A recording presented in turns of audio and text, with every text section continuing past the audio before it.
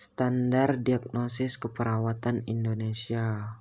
Latar belakang Pasal 13 UU Nomor 44 Tahun 2009 tentang RS. Setiap tenaga kesehatan yang bekerja di rumah sakit harus bekerja sesuai dengan standar profesi, standar pelayanan rumah sakit, standar prosedur operasional yang berlaku.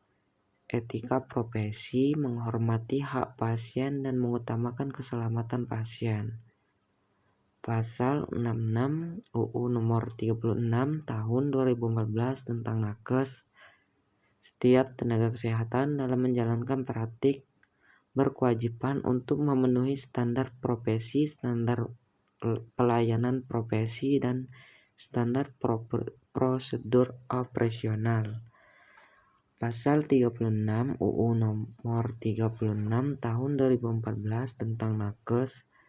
Standar profesi dan standar pelayanan profesi untuk masing-masing jenis tenaga kesehatan ditetapkan oleh organisasi profesi bidang kesehatan dan disahkan oleh Menteri. Latar belakang Pasal 28 UU Nomor 38 Tahun 2014 tentang keperawatan. Praktik keperawatan harus didasarkan pada kode etik, standar pelayanan, standar profesi, dan standar prosedur operasional. Pasal 30 UU Nomor 38 Tahun 2014 tentang keperawatan. Dalam menjalankan tugas sebagai pemberi asuhan keperawatan, perawat berwenang untuk menegakkan diagnosis keperawatan.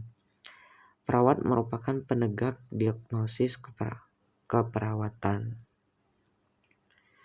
Tujuan penyusunan SDKI bagi pelayanan keperawatan menjadi acuan penegakan diagnosis keperawatan, meningkatkan otonomi perawat, memudahkan komunikasi intraprofesional, meningkatkan mutu asuhan keperawatan, mengukur beban kerja dan reward perawat. Terus, bagi penelitian keperawatan, memperluas area penelitian keperawatan. Diagnosis keperawatan merupakan kumpulan fenomena keperawatan yang dapat menjadi fokus penelitian. Dapat dikembangkan penelitian epidemiologis, uji validitas, dan uji sensitivitas, penelitian eksperimental. Terus, bagi pendidikan keperawatan, mengarahkan dan menguatkan proses pembelajaran pada pendidikan keperawatan. Diagnosis keperawatan merupakan kumpulan konsep inti dalam praktik keperawatan yang dapat menjadi fokus pembelajaran.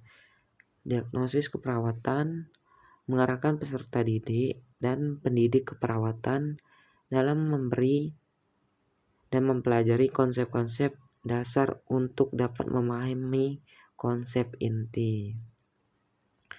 Terus, asuhan keperawatan. Asuhan keperawatan itu dimulai dari pengkajian, terus dianya ke diagnosis keperawatan, terus intervensi, terus implementasi, terus ke evaluasi.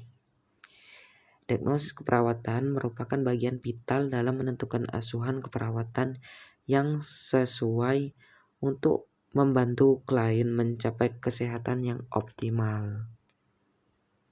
Terus, proses keperawatan dan standar asuhan keperawatan dimulai dari pengkajian.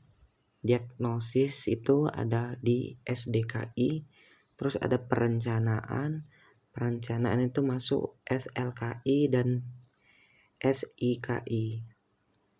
Terus ke implementasi, terus ke evaluasi.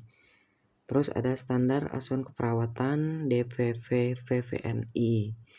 Tanda dan faktor resiko dimulai dari diagnosis SDKI, ke intervensi, psiki, observasi, terapeutik, edukasi, dan kolaborasi. Terus ke luaran, SLKI, kriteria hasil.